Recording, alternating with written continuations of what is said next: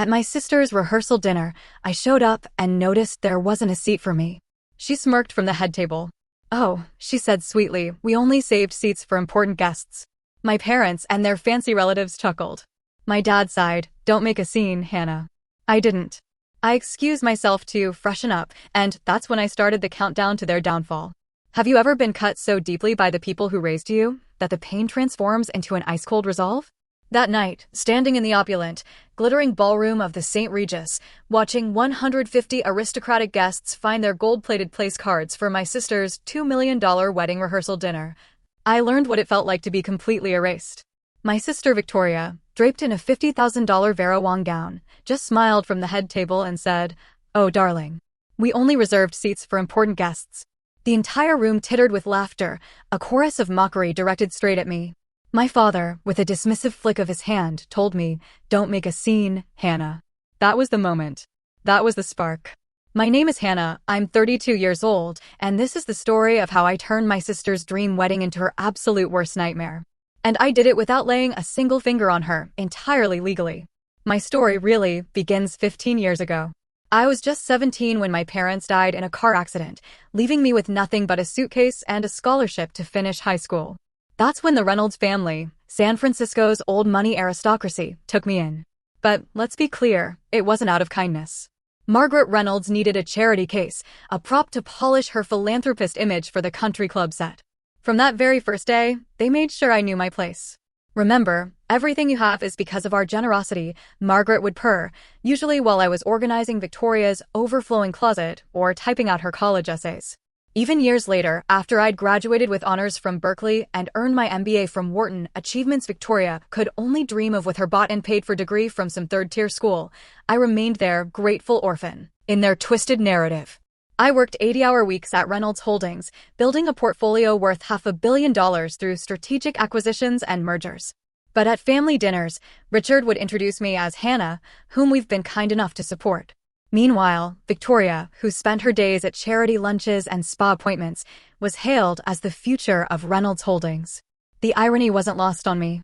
Every major deal that made headlines with Victoria's name attached, I had negotiated it in conference rooms while she was getting her nails done. Every brilliant strategic move attributed to her vision, it came from my analysis reports that she'd never even read. But I stayed silent. I played my role. And I documented everything. Because orphans who've lost everything once learn to build their security in shadows, where no one thinks to look. The pattern was always the same. I'd spend weeks analyzing market trends, identifying targets, structuring deals. Then, Victoria would waltz into my office 5 minutes before board meetings. "Sister, dear, just email me your presentation. I'll handle the delivery. You know how you freeze up in front of important people." She'd say it with such false concern, anyone listening would think she was doing me a favor. 3 major acquisitions defined Reynolds Holdings' explosive growth: the Bayside Medical Group merger, the Pacific Tech Innovation deal, and the Horizon Pharmaceutical acquisition. Combined value? $300 million. My email records showed every detail. My negotiations with CEOs at 2 a.m., my financial models that predicted returns within 0.3% accuracy, my relationship building that got us exclusive first looks. Victoria's contribution? Forwarding my work to the board with her signature, adding, "Please find attached my analysis and recommendations." The Bayside deal alone should have earned me a partnership. I'd identified an undervalued medical group, structured a complex equity swap that avoided dilution, and personally convinced their skeptical founder to trust Reynolds Holdings. The morning after we closed, the San Francisco Business Journal ran a front-page story: Victoria Reynolds, the 28-year-old genius behind Reynolds Holdings' medical empire. Richard kept the framed article in his office. "Victoria has such natural business instincts," he'd tell visitors while I stood in the corner taking notes like a secretary. "We're grooming her to take over everything." The truth was eating me alive. But what could I do? Challenge the people who housed and fed me? Risk losing the only family, however toxic, I had left?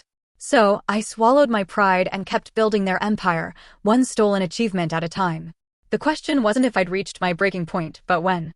3 days before that. Rehearsal dinner, everything shifted. Marcus Kim, CEO of Apex Ventures and one of Silicon Valley's most respected power brokers, called me directly. Not through Reynolds Holdings, but on my personal cell. "Hannah, I've watched you for 5 years. That Bayside deal? I know who really structured it." My forensic accountants traced the digital footprints. His voice was calm but urgent.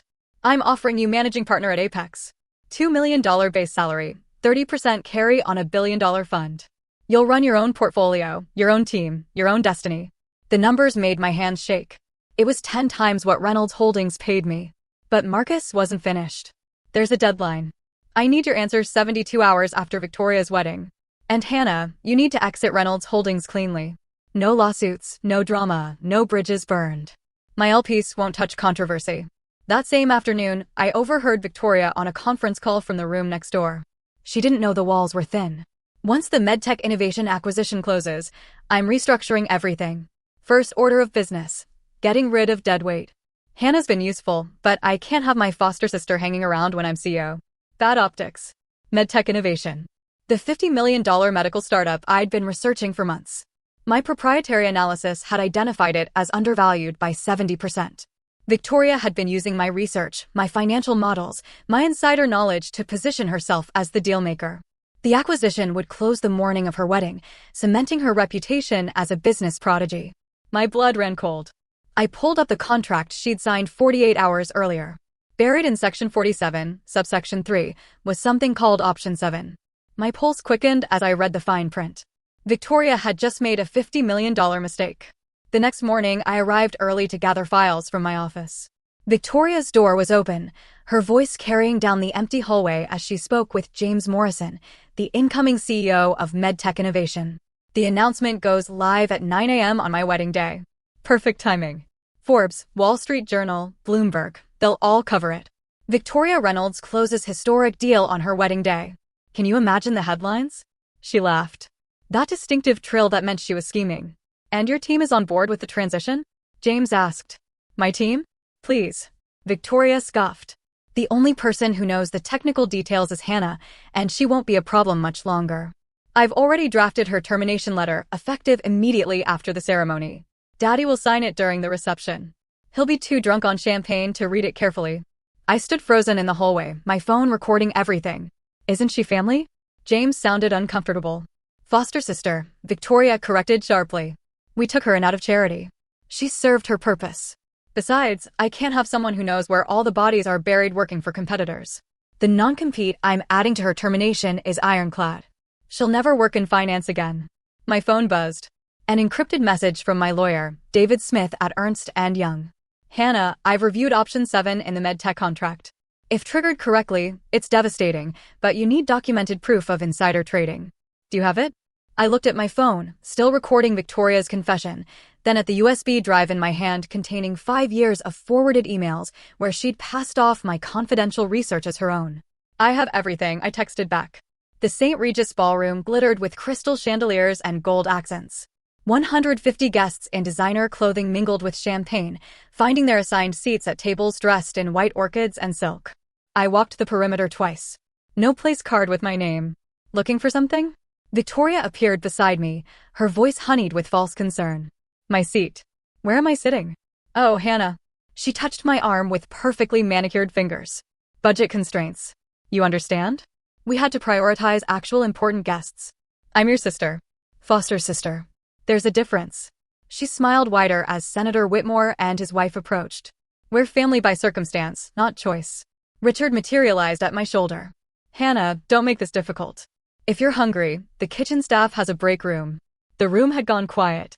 150 pairs of eyes watched the orphan learn her place.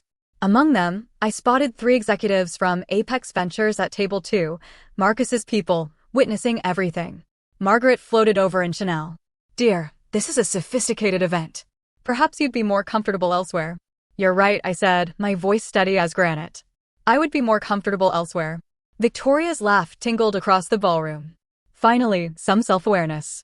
If you'll excuse me, I need to freshen up. I pulled out my phone as I walked toward the exit, making sure Victoria saw.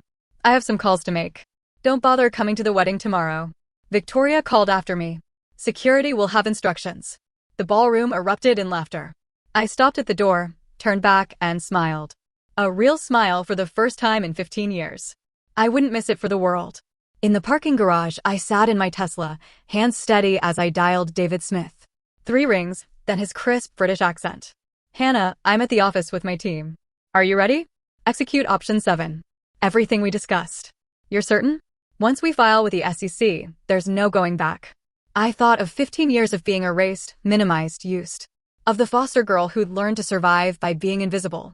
Of tomorrow's termination letter, already drafted. I've never been more certain of anything in my life. Sending the forensic audit now. 127 pages documenting insider trading, securities fraud, and breach of fiduciary duty. The evidence is overwhelming.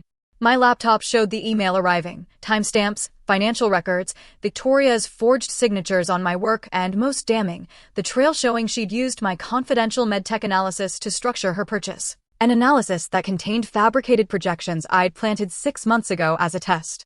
She'd never bothered to verify the numbers. David, there's something else. I forwarded him the recording from this morning. She admitted to planned wrongful termination and anti-competitive practices. Brilliant. The FBI will be very interested. Hannah, do you understand what happens at 9 a.m. tomorrow? Yes. Victoria announces the medtech acquisition to 200 investors at the Grand Ballroom. The press will be there for her wedding day triumph story. And that's when we reveal you own 51% of medtech through offshore holdings. Every dollar she thinks she's spending is actually yours. I started the timer on my phone. 14 hours until Victoria's world imploded. David, make sure Ernst and Young's senior partners are there. I want this done by the book. Hannah, after tomorrow, you'll never be invisible again. Good. I'm done hiding in shadows. 5 years ago, I saved Marcus Kim's career. Apex Ventures was hemorrhaging value from a hostile takeover attempt. Marcus had 48 hours to find a white knight investor or lose everything. Victoria was supposed to handle it. Reynolds Holdings could have been that savior. Instead, she went to Cabo with friends. I worked 72 hours straight structuring a deal that brought in 3 sovereign wealth funds as defensive investors. When Marcus asked how to thank me, I said, remember this moment. Someday I might need a door open that only you can open. He kept his word. 3 years ago, he introduced me to offshore fund managers in the Cayman Islands. Completely legal, completely invisible. Build your ark before the flood, Hannah, he advised, and never let them see you building it. Through 3 separate funds, Prometheus Capital, Phoenix Holdings, and Resurrection Investments, I began acquiring strategic positions in companies Reynolds Holdings would eventually target. My salary was nothing, but my consulting fees to these funds paid for my analytical work were substantial. Every dollar went back into acquisitions. 6 months ago, I identified medtech innovation. The founder, Dr. Sarah Mitchell, was brilliant but desperate for capital. I approached her through Prometheus Capital with an offer. I'd provide seed funding in exchange for 51% equity, but with a twist. The ownership would remain hidden behind layers of legal structures until I chose to reveal it. Why the secrecy? She'd asked. Because someone is going to try to steal this company using my own research. When they do, I want them to sign every document, make every public announcement, and commit completely before they learn who really owns it. The share certificates were filed in 3 jurisdictions, notarized and unassailable. My name appeared nowhere. Yet, everything led back to me. Victoria's fatal mistake wasn't just arrogance, it was laziness. The medtech innovation contract she'd signed was 200 pages of dense legal text. She'd skimmed it, signed it, and celebrated with champagne, never reading Section 47, Subsection 3, Option 7. The clause was elegant in its simplicity. Any breach of fiduciary duty, including but not limited to the use of illegally obtained proprietary information, triggers immediate asset transfer to the majority shareholder. I had insisted Dr. Mitchell include it, knowing Victoria's pattern. And Victoria had walked right into it, using my stolen analysis that contained intentionally inflated projections for Medteca's cardiac device, projections that would never materialize because the device didn't exist. I'd invented it as a trap. The email trail was damning. Victoria had forwarded my confidential analysis to James Morrison with the subject line, "My research on medtech, do not share." The metadata showed she'd never opened the original file I'd sent her, just forwarded it within 30 seconds of receiving it. She'd committed securities fraud by claiming work she'd never even read. But the masterpiece was the timestamp correlation. Every trade Victoria made in the days before the announcement matched exactly with when she'd accessed my files. The SEC's algorithm would flag it immediately as insider trading. She'd used material non-public information, my information, to position Reynolds Holdings stock for maximum gain from the announcement. David Smith had run the numbers. Hannah, she's violated 7 different SEC regulations. The penalties alone will exceed $5 million. The criminal charges? She's looking at potential jail time. I don't want her in jail, I replied. I want her to live with the consequences every single day for the rest of her life. The morning of Victoria's wedding dawned perfect. Clear skies, gentle breeze, the San Francisco Bay sparkling like scattered diamonds. The St. Regis Grand Ballroom had been transformed overnight into a wonderland of white roses and gold accents. 200 chairs faced a stage where the signing ceremony would take place at exactly 9 a.m. The guest list read like a Fortune 500 directory: tech CEOs, venture capitalists, hedge fund managers, and most importantly, Senator Whitmore's entire political network, including 3 members of the Senate Banking Committee. The press section overflowed with reporters from the Wall Street Journal, Forbes, Bloomberg, and TechCrunch. Victoria had personally invited them to cover her historic deal, the brilliant young woman closing a $50 million acquisition on her wedding day. This will be the deal of the decade, she'd told Bloomberg yesterday, a new model for female leadership in tech acquisitions. I stood in the lobby watching the arrivals on the hotel security monitors. David Smith and 3 senior partners from Ernst & Young entered at 8:45, their faces professionally neutral. They took seats in the 3rd row, briefcases at their feet. At 8:50, something unexpected. 5 FBI agents in dark suits entered quietly, spreading out across the ballroom's exits. They didn't block them, just positioned themselves strategically. The lead agent, Sarah Coleman, nodded at David Smith. My phone buzzed. Marcus Kim, we're here. Table 2.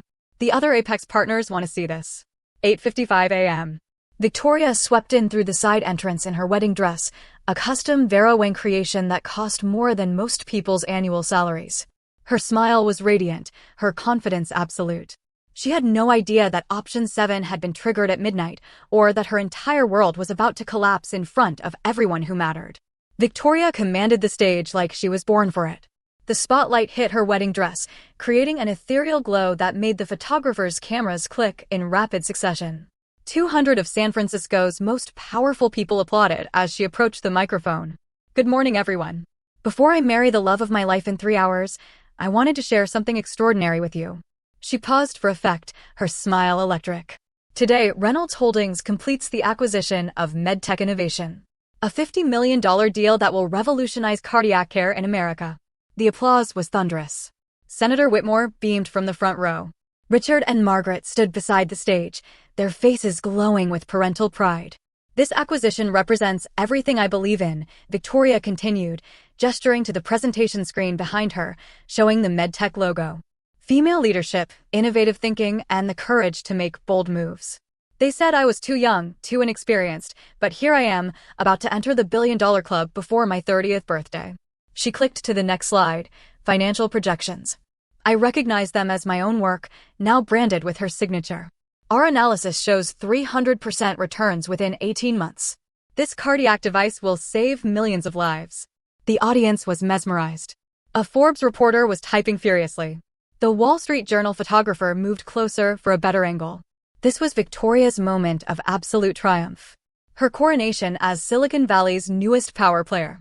Now, let's make history. She picked up the gold-plated pen, holding it high. Who's ready to witness the deal of the decade? The crowd erupted. No one noticed David Smith rising from his seat or the FBI agents moving slightly closer to the exits. I remained in the back corner, invisible. As always, for another 30 seconds. Victoria's pen was poised above the signature line when David Smith's voice cut through the celebration like a surgical blade. Miss Reynolds, I need you to stop. Who? The ballroom fell silent. David walked toward the stage with the measured pace of someone who had done this before, his Ernst & Young credentials visible on his lanyard. 2 senior partners flanked him, carrying sealed folders marked Confidential SEC Filing. I'm David Smith, Senior Forensic Auditor with Ernst & Young. We have an urgent matter requiring immediate disclosure to all parties present. Victoria's smile froze. This is highly inappropriate. Security. But the security guards were looking at the FBI agents, who had subtly moved to block any attempted interference. Senator Whitmore stood up, his face darkening. What is the meaning of this? David reached the stage, his voice carrying to every corner of the ballroom. Ms. Reynolds, before you sign that document, you should know that as of midnight last night, Option 7 in your original purchase agreement has been triggered. Option 7? Victoria's voice cracked slightly. What are you talking about? Section 47, subsection 3 of the contract you signed 48 hours ago. The clause that transfers all assets to the majority shareholder in case of fiduciary breach. David opened his folder, pulling out a document with multiple official seals. We've been retained to inform you that you no longer have the authority to complete this transaction. The press section exploded with movement. Cameras swung toward the stage. Bloomberg's reporter was already live tweeting. Richard Reynolds pushed forward. This is ridiculous. My daughter owns this deal. No, Mr. Reynolds, David replied calmly. She doesn't. And in approximately 60 seconds, the actual owner will explain why. Victoria's face had gone white beneath her makeup. This is impossible. Who would dare? Miss Reynolds, David interrupted. Please remain where you are. The presentation screen behind Victoria flickered to life. David's team had connected their laptop, and suddenly 127 pages of forensic analysis appeared in rapid succession. Financial records, email timestamps, trading patterns, and at the center of it all, a name that made Victoria gasp. Hannah Reynolds, beneficial owner.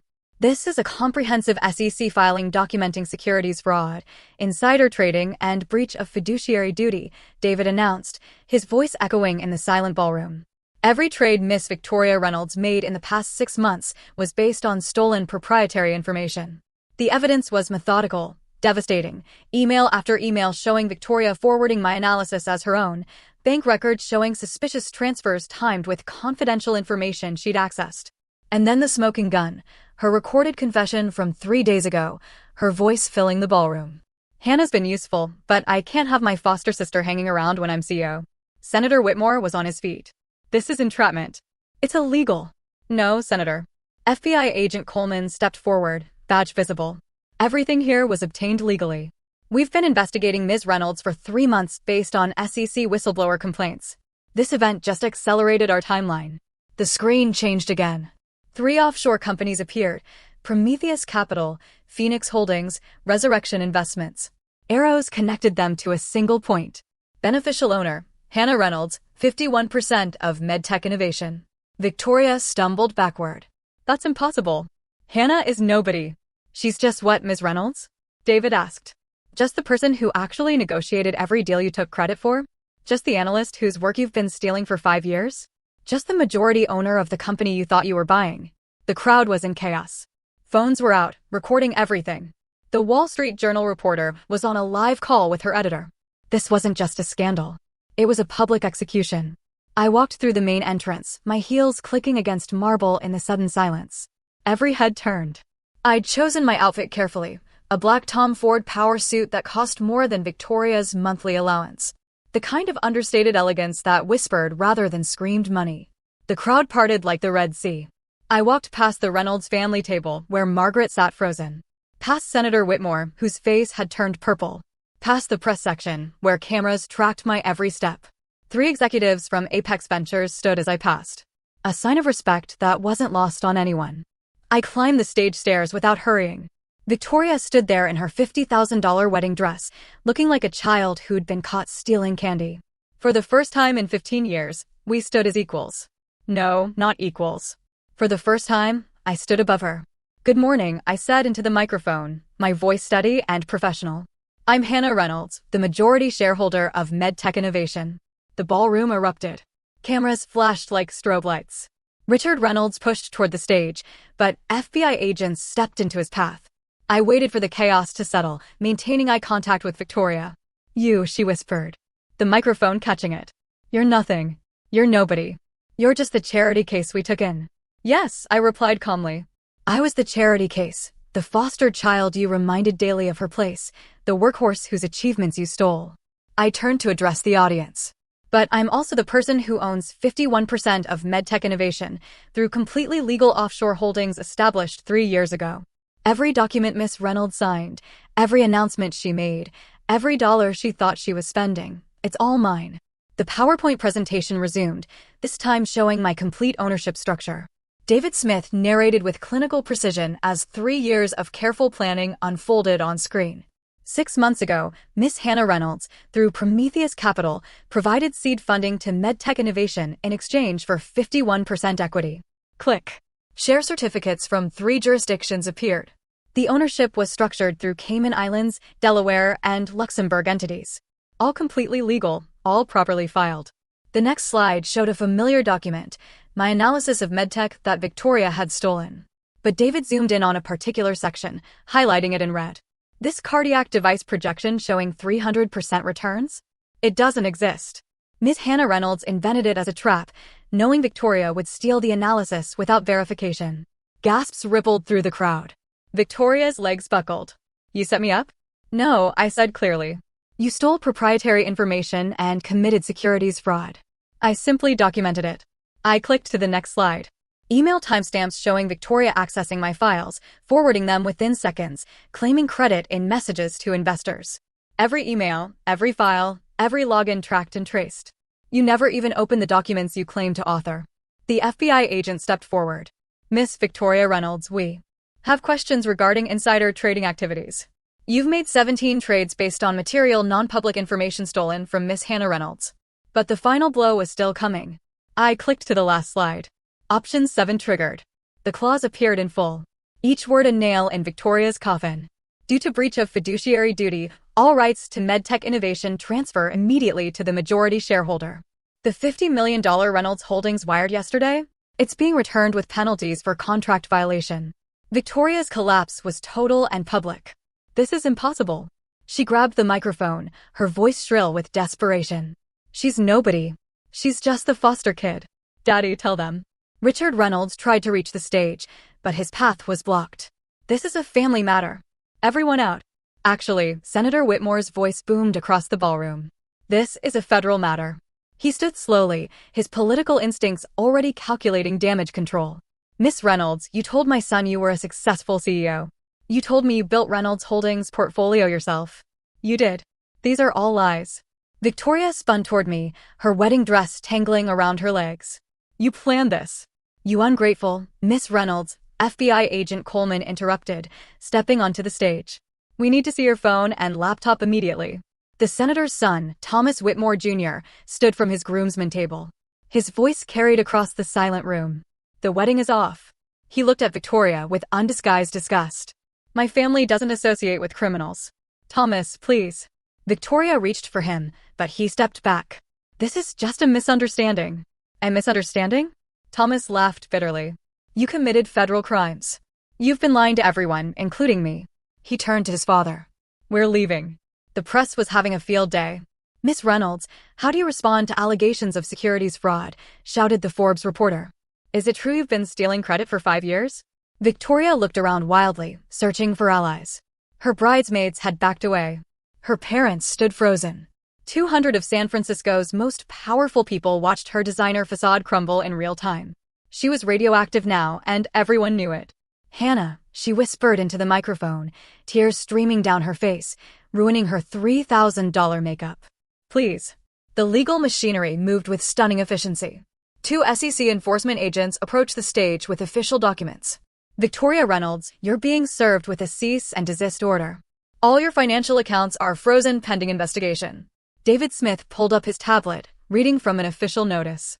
As of 9:47 a.m. Pacific Standard Time, the Securities and Exchange Commission has initiated formal proceedings against Victoria Reynolds for violations of Section 10(b) of the Securities Exchange Act and Rule 10(b)(5). Richard Reynolds finally pushed through to the stage, his face purple with rage. This is corporate assassination. I'll sue everyone in this room. Mr. Reynolds, Agent Coleman said calmly. Reynolds Holdings stock has been suspended from trading on the NYSE. The company has lost 40% of its value in the past 15 minutes. Margaret Reynolds fainted. 2 guests caught her before she hit the floor. The press photographers didn't miss a shot. I pulled out my phone, showing a trading screen to the audience. I shorted Reynolds Holdings stock at 9 a.m. this morning. Completely legal when you're not using insider information. Just publicly available evidence of fraud. The profit counter showed $12 million and climbing. These funds will be donated to foster care organizations across California. You destroyed us. Richard screamed. After everything we did for you. No, I replied evenly. Victoria destroyed you when she chose to steal, lie, and commit fraud. I simply exposed the truth. The Wall Street Journal reporter raised her hand. Miss Hannah Reynolds, what happens to medtech innovation now? The company continues under my leadership. Dr. Mitchell and I have real innovations to bring to market, legitimate ones that will actually save lives. We don't need fake projections or stolen research. Victoria was led off stage by SEC agents, her wedding dress train dragging behind her like a fallen flag. Richard and Margaret Reynolds stood before me on the stage, their aristocratic composure shattered. The ballroom had quieted. 200 guests leaning in to witness the final confrontation. How could you do this to family? Margaret's voice trembled, her perfect society facade cracking. What family? I pulled out my phone, connecting it to the sound system. Let me remind you what family means to you. My recording from the rehearsal dinner filled the ballroom. Margaret's cultured voice rang out. Dear, this is a sophisticated event. Perhaps you'd be more comfortable elsewhere. Then Richard, Hannah, don't make this difficult. If you're hungry, the kitchen staff has a break room. The crowd murmured. Several society matrons who knew Margaret looked appalled. The recording continued with Victoria's voice. We're family by circumstance, not choice. You taught me everything I know about family, I said, disconnecting the phone. You taught me that family is transactional, that love has conditions, that worth is measured by bank accounts and bloodlines. I looked at them steadily. So I learned to play by your rules. And I won. We raised you. Richard sputtered. Fed you, educated you. You used me. For 15 years, I was your unpaid servant, your tax write-off, your charity case to parade at galas. I gestured to the screen, still showing Medteca's ownership structure. But while you were teaching Victoria to take credit for my work, I was learning from the best. You showed me that in your world, only power matters. So I acquired it. Margaret found her voice. We can work this out. You're still family. No, the word cut through her plea. I was never family to you, and now I never will be. There's one more thing. I clicked to a new slide on the presentation screen. The Reynolds Holdings ownership structure appeared with a new name highlighted in gold. Hannah Reynolds, 30% shareholder. The ballroom exploded. Richard staggered backward. That's impossible. Our shares aren't publicly traded. They became available 90 seconds ago when the stock crashed 40%. I showed the Bloomberg terminal on my phone. Distressed asset funds controlled by Apex Ventures purchased every share that panicked board members dumped. Those shares were immediately transferred to me as part of my signing bonus. Marcus Kim stood from table 2, his voice carrying across the room. As of this moment, Hannah Reynolds is the largest individual shareholder of Reynolds Holdings. The board, Richard gasped. The board has already been notified, I continued. An emergency shareholder meeting has been called for Monday morning. The agenda has one item, your removal as CEO. I looked at the 3 board members present in the audience. I believe we have quorum for a preliminary vote. One by one, 3 hands raised. The vote was unanimous. You can't do this. Margaret shrieked. That company is our legacy. Your legacy is built on my work, my strategies, my sleepless nights. I pulled out a folder David had handed me. This is a forensic audit of Reynolds Holdings. Every major deal for the past 5 years shows the same pattern. My work. Victoria's signature. Your approval. The board has seen it. The SEC has seen it. Your investors have seen it. Richard's phone buzzed incessantly. He looked at it with trembling hands. The credit lines. The banks are calling everything in. Yes, I said simply. When you build an empire on lies, it only takes one truth to bring it down. Within minutes, the story went global. The Wall Street Journal's push notification hit phones across the ballroom. Breaking. Foster daughter exposes billion-dollar fraud, takes control of Reynolds Holdings. Forbes followed immediately. The most epic corporate revenge story of 2025. How Hannah Reynolds destroyed her adoptive family's empire in 24 hours. Bloomberg's headline was more clinical, but equally damaging. Reynolds Holdings loses $200 million market cap after SEC fraud investigation. Founder's daughter arrested at own wedding. I stood on stage watching the metrics roll in on my phone. Victoria's name was trending #1 on Twitter with #FraudRide. Someone had already created a Wikipedia page, MedTech Innovation Scandal. My LinkedIn exploded. 50,000 new followers in 20 minutes, 10 CEO connection requests, and messages from every major venture fund in Silicon Valley. The reporters pressed forward. Miss Reynolds, what made you decide to act now? They gave me no choice, I replied simply. Last night, they literally told me I wasn't important enough for a seat at the table. This morning, Victoria was going to fire me and destroy my career with an illegal non-compete. When someone shows you who they are, believe them. What happens to Victoria now? That's for the justice system to decide. The evidence speaks for itself. A notification popped up on my phone. A text from Dr. Mitchell, watching the news. Our real cardiac device just got FDA approval. Perfect timing. I smiled. The first genuine smile in this entire ordeal. If you'll excuse me, I have a company to run. MedTech Innovation has actual life-saving technology to bring to market. No lies, no stolen research, just real innovation. As I walked off stage, the Forbes reporter called out, "One last question. Was it worth it?" I paused. Ask me when Victoria's sentence is announced. The justice system moved faster than anyone expected. Within 72 hours, Victoria Reynolds became a cautionary tale in every business school ethics class. The SEC's investigation revealed even more than I documented. She'd been falsifying credentials, paying for fake awards, and had even hired a ghostwriter for her thought leadership articles in business journals. The Financial Industry Regulatory Authority delivered their verdict in record time: lifetime ban from the securities industry. She couldn't work as a janitor at a hedge fund, much less as an executive. The judge's words were scathing. Miss Reynolds represents the worst kind of corporate fraud, stealing intellectual property from a family member while perpetrating securities violations. The personal consequences were equally devastating. Her $5 million personal fine wiped out her trust fund. The court ordered 200 hours of community service at a nonprofit teaching financial literacy to foster youth. The irony wasn't lost on anyone. Her Instagram, once filled with luxury vacations and designer goods, went dark after losing 90% of her followers in 48 hours. But the social destruction was perhaps the cruelest cut. Every society friend blocked her number. The country club revoked her family's membership. The charity boards she'd sat on purely for social climbing sent formal letters requesting her immediate resignation. Even her favorite restaurant suddenly had no reservations available, ever. Thomas Whitmore Jr. gave one interview to Vanity Fair. "I dodged a bullet." Imagine being married to someone capable of such deception. His father, Senator Whitmore, went further. "This kind of corporate malfeasance is exactly what my anti-fraud legislation aims to prevent." The girl who'd spent her life cultivating an image of perfection was now radioactive, from princess to pariah in 72 hours, with every second of her downfall captured in 4K resolution. 2 weeks later, Richard and Margaret requested a meeting through their lawyer. I agreed to see them once, in my office at Apex Ventures. My territory, my terms. They looked older, smaller, their aristocratic bearing replaced by desperation. Richard's hair had gone grayer. Margaret's hands shook as she clutched her purse, not the Hermes she usually carried, but something modest. The banks had frozen most of their assets.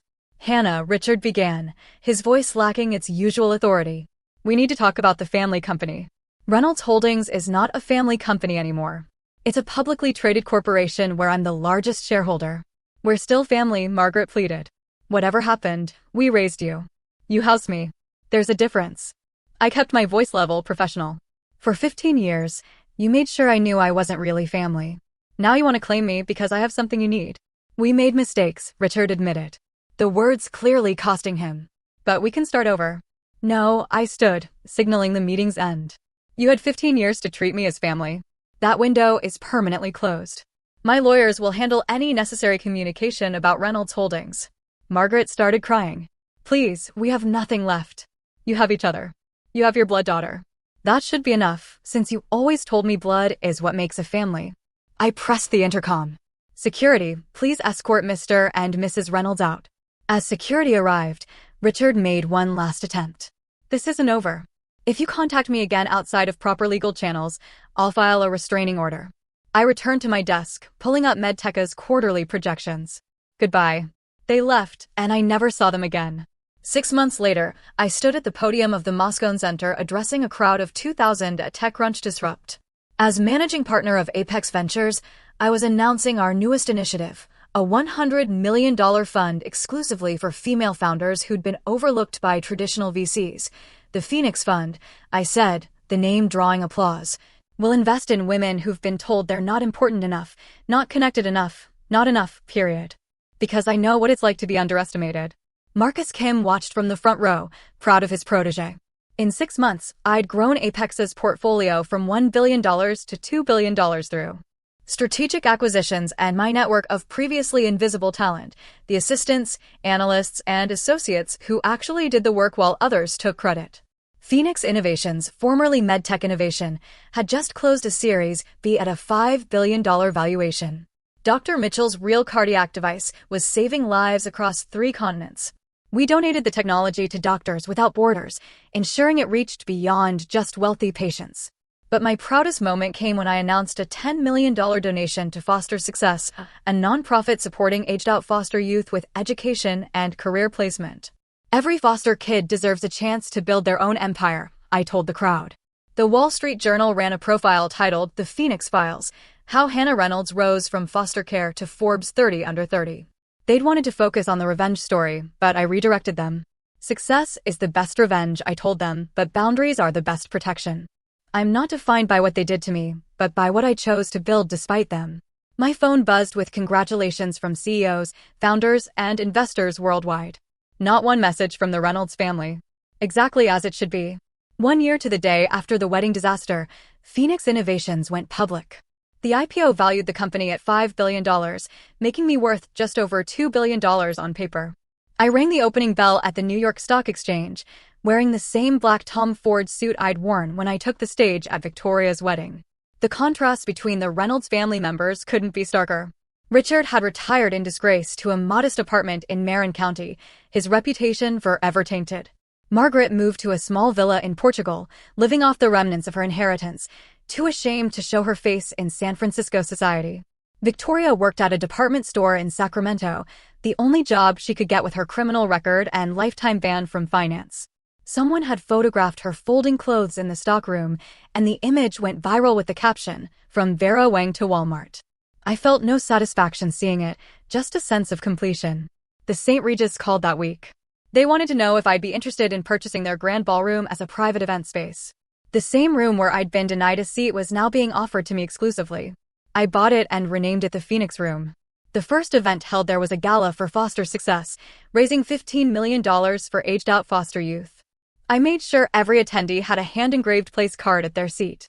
Everyone was important enough. During my speech that night, I said, "This room once represented everything I couldn't have. Now it represents everything I've built. Not through revenge, but through resilience. Not through stealing credit, but through creating value." The best response to being told you don't matter is proving that you do, on your own terms. Standing in my office overlooking San Francisco Bay, I often reflect on the lessons those 15 years taught me. The Reynolds family gave me an education they never intended. A masterclass in power, perception, and patience. Family isn't about blood or legal documents. It's about who shows up when you have nothing to offer. My real family now includes Marcus Kim, who saw my potential when I was invisible. Dr. Mitchell, who trusted me with her life's work. And David Smith, who helped me turn evidence into justice. Respect isn't something you beg for or earn through servitude. It's something you command through competence and boundaries. The moment you accept less than you deserve, you teach others to give you less than you're worth. When someone shows you who they are, believe them the first time. The Reynolds showed me for 15 years that I was disposable to them. Victoria showed me she would destroy anyone for success. They were telling the truth about themselves. I just took too long to listen. But the most important lesson? Document everything. Every email, every timestamp, every stolen idea. Not for revenge, but for protection. Evidence is the difference between being gaslit and being believed. It's the difference between he said, she said, and here's the proof. My company motto, displayed in gold letters in our lobby, reads, "Your worth isn't determined by their acceptance." Every young woman who walks through our doors, especially the ones who have been overlooked, underestimated, or used, sees that message first. Success built on someone else's work is a house of cards. Success built on your own foundation, even if it takes longer, stands forever. The Reynolds empire fell in 24 hours. Phoenix Innovations will outlive us all. 2 years after the wedding, I was sitting in my favorite coffee shop in Palo Alto, reviewing acquisition proposals on my laptop. The bell chimed, and I looked up to see Victoria standing in the doorway. She looked different. Designer clothes replaced by off-the-rack business casual, her face showing the wear of 2 years of actual struggle. She approached my table hesitantly. "Hannah, please, 5 minutes." I nodded to the chair across from me, more curious than anything. She sat down, her hands trembling slightly as she placed them on the table. "I'm sorry," she began. And for the first time in our lives, it sounded genuine. "I was horrible to you. I stole from you. I tried to destroy you. There's no excuse." I waited, saying nothing. "I've been going to therapy," she continued, "learning about narcissistic family systems, golden child syndrome. I was raised to believe I deserved everything without earning it. You were raised to believe you deserved nothing despite earning everything." She met my eyes. We were both victims of our parents' dysfunction, just in different ways. That's probably true, I acknowledged. But you made choices, adult choices, cruel choices. I know. I'm not asking for forgiveness. I just wanted you to know that I understand now what I did, and that you didn't destroy our family. I did. You just stopped enabling us. I closed my laptop, giving her my full attention. I appreciate you saying that. And I do forgive you, Victoria, for my own peace, not for your absolution. She stood to leave, then paused. Could we ever? No, I said firmly, but not unkindly.